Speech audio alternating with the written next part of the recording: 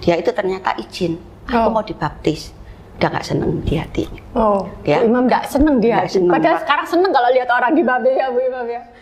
Enggak. Kamu sudah pergi, ya sudah, anak-anak sudah bawa. Tapi jangan pernah mengganggu keyakinanku. Enggak. Mulai ada orang-orang dari teman suami dari gereja ke rumah. Enggak seneng. Enggak seneng ya? Pernah tak tinggal.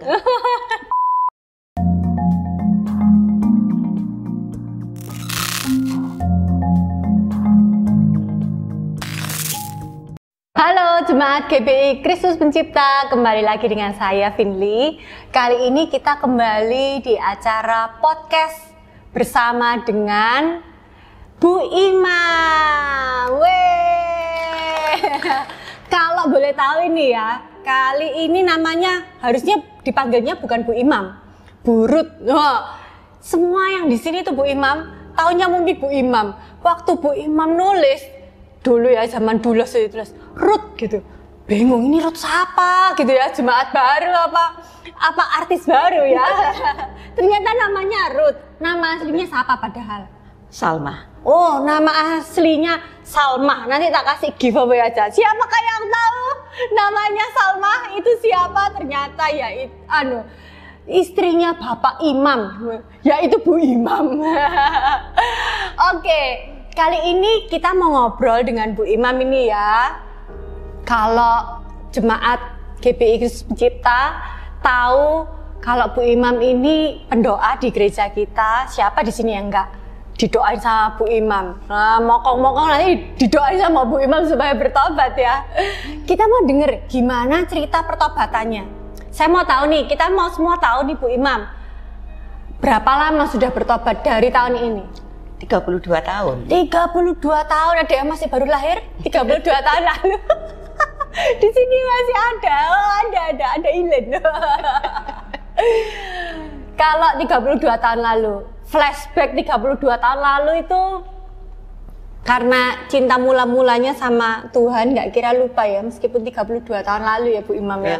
Kayak cintanya sama Pak Imam. Wah, sudah berapa tahun menikah sama Pak Imam? 42 tahun. Oh, 42 tahun ya. Sekarang yang 32 tahun. Ceritain Bu Imam, gimana pertama kali? Mungkin orang-orang pada nggak tahu ini.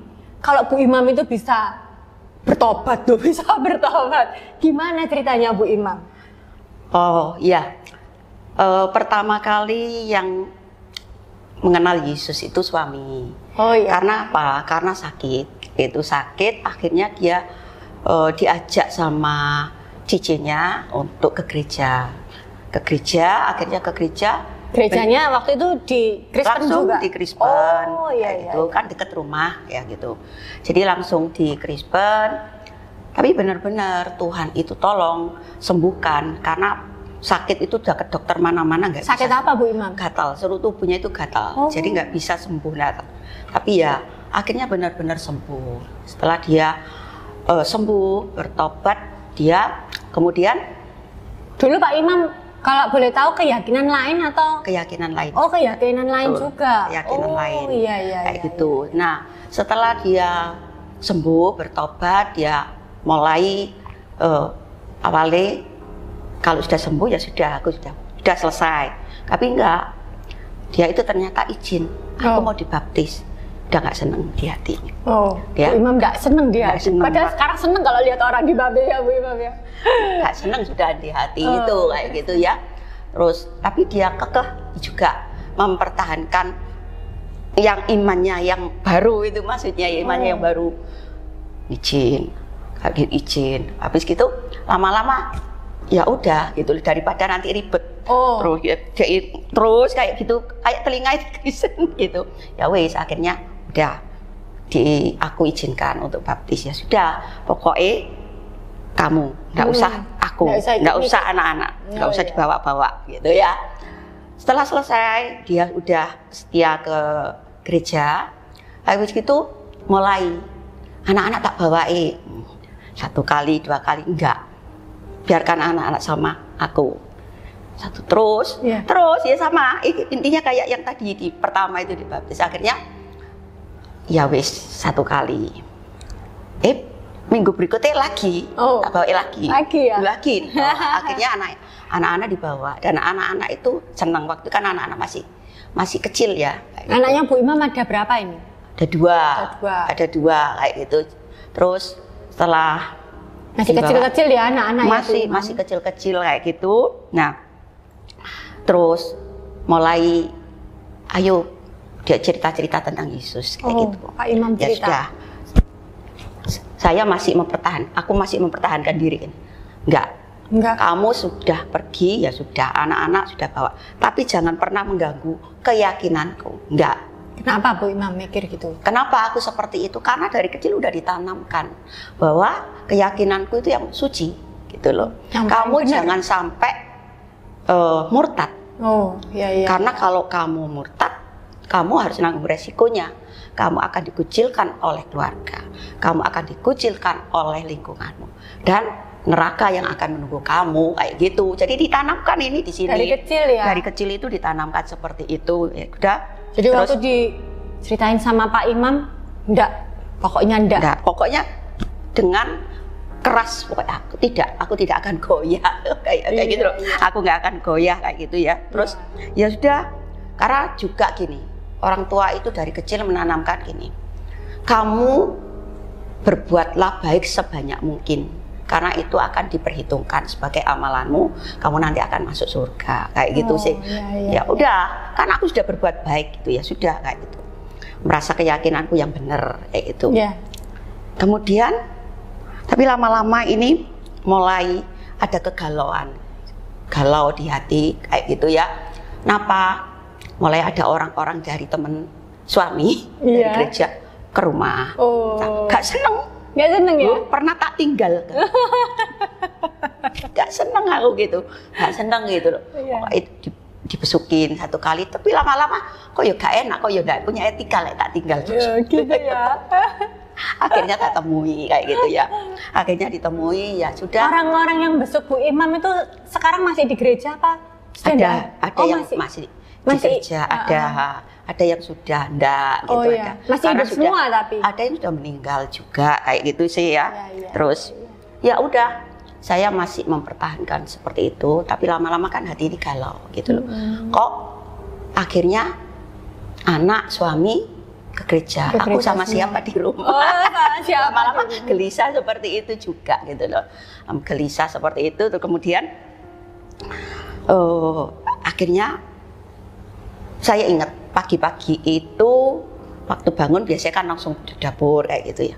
Tapi enggak tahu hati itu pagi itu kayak gelisah gitu loh. Kayak gelisah di dalam kegalauan, aku ini anakku apa nanti ngikut aku apa ngikut papanya gitu. Waktu itu kan karena saya belum ngerti ya. Ngikut aku apa ngikut papanya. Kalau aku ditinggal sendiri gimana gitu loh. Nah, dari situ akhirnya pagi-pagi itu begitu bangun itu kayak di hati itu ada kegelisahan, nggak nyaman kayak gitu. Sangat ingat itu juga aku sekarang. Jadi kayak gelisah gitu. Terus kayak ada di hati kecil itu kayak, kamu jangan keraskan hatimu kayak gitu. Kayak ada suara seperti ya aneh ini apa ya ini. Bukan kan nggak ngerti ya. Pokok kamu jangan mengeraskan hatimu, jangan merasa keyakinanmu itu yang benar. Tak simpan, nggak ngomong, nggak cerita gitu loh, tak simpan.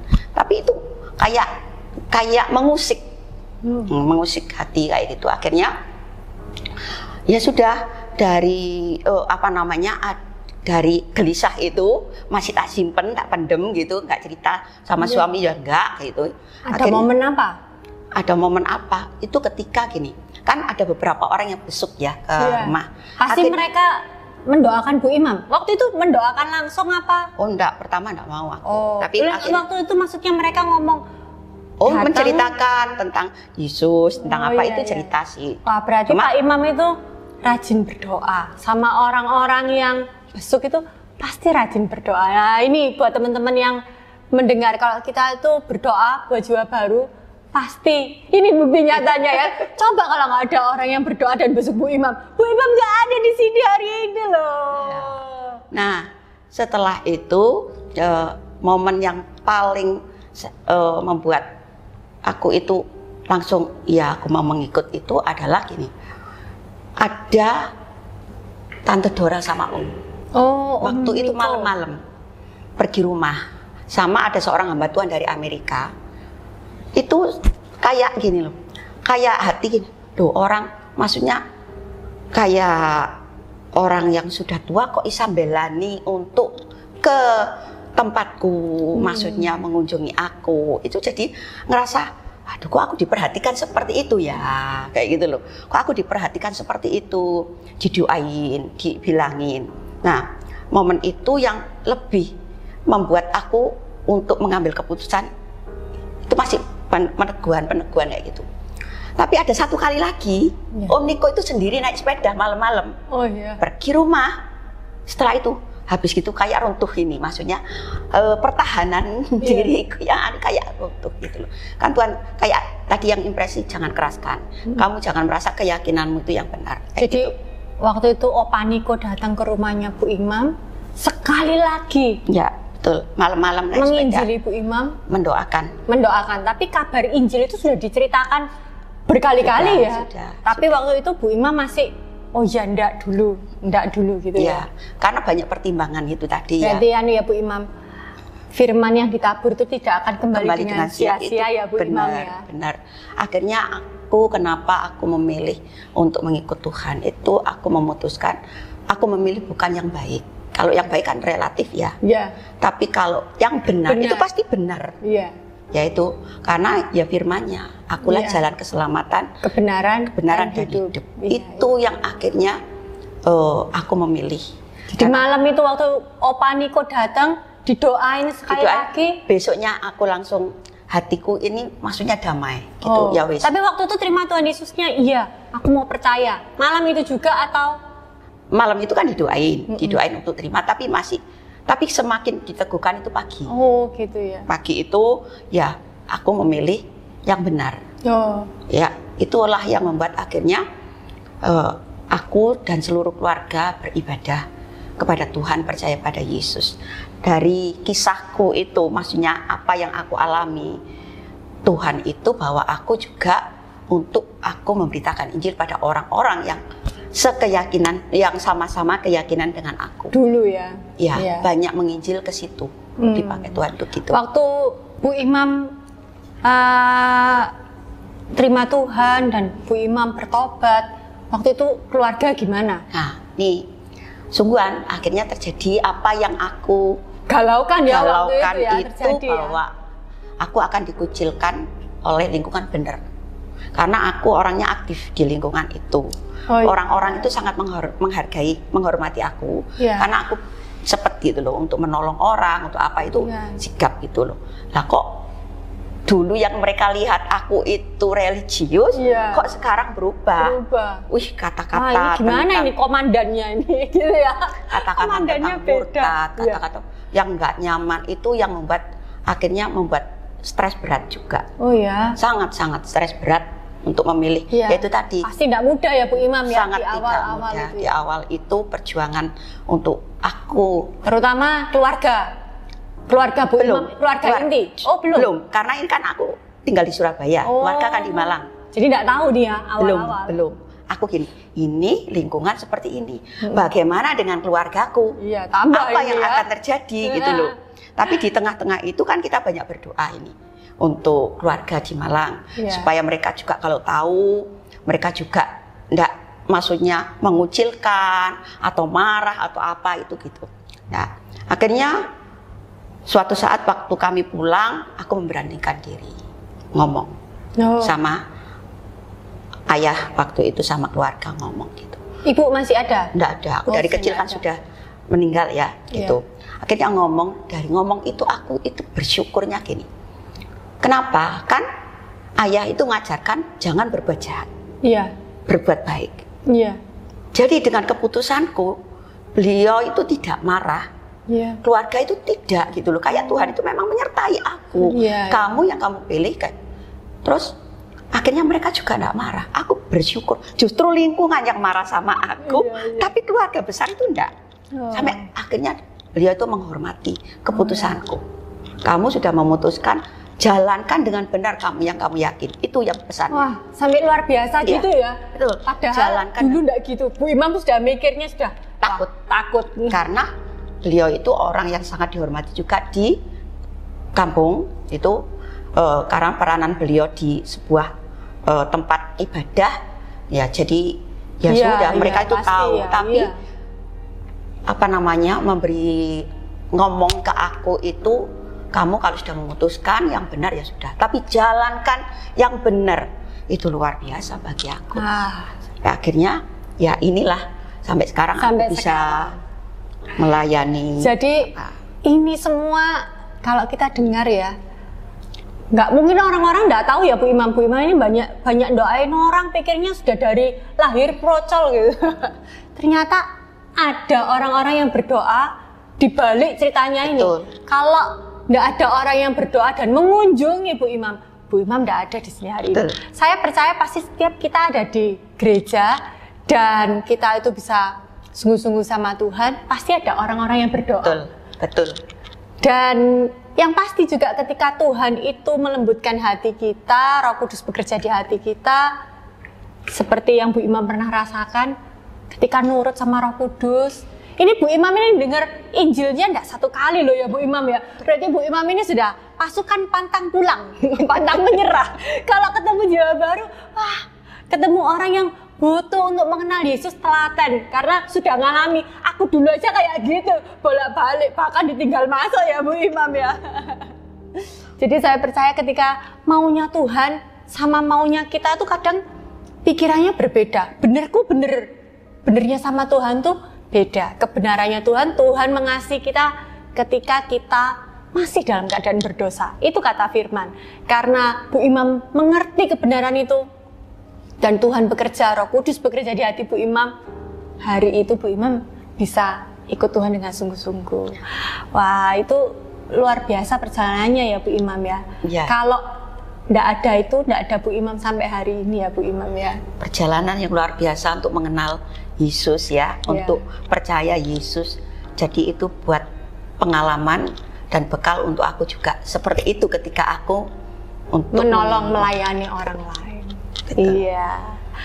Baik, hari ini kita sudah mengenal Bu Imam lebih dalam. Biasanya taunya itu Bu Imam yang dengerin ceritanya orang, didoain. Nah, kali ini kita mendengar cerita dari Bu Imam, kisahnya Bu Imam. Kisahnya Bu Imam. Oke, sampai jumpa di Disciple TV berikutnya. Disciple TV, ada berkat di balik pemuridan.